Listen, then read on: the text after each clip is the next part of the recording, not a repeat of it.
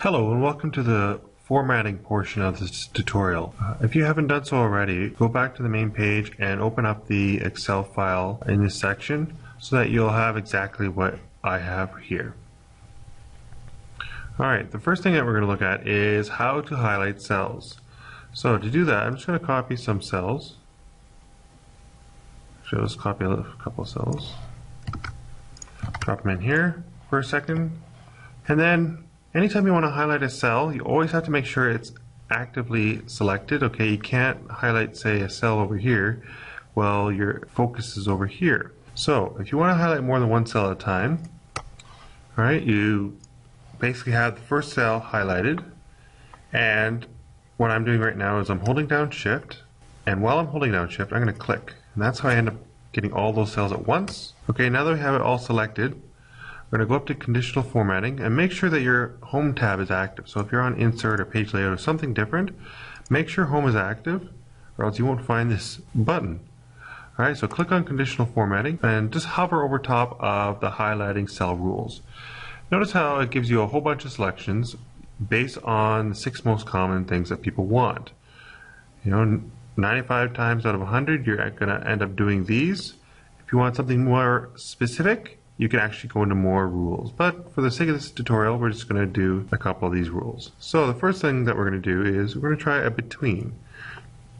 Alright, so it's simply put, between one number and the next, do this action or highlight this in this way. You know, we're going to go between 40 and 50. Okay, we're going to highlight it in yellow. We hit OK, we go OK. There we go. These two people, if there's a student grades, would be people I would want to talk to, all right, and kind of look at what's going on with their mark. Obviously, there's other people below them or with lower marks that I'd be concerned with as well, but maybe for some reason I just want to highlight between 40 and 50.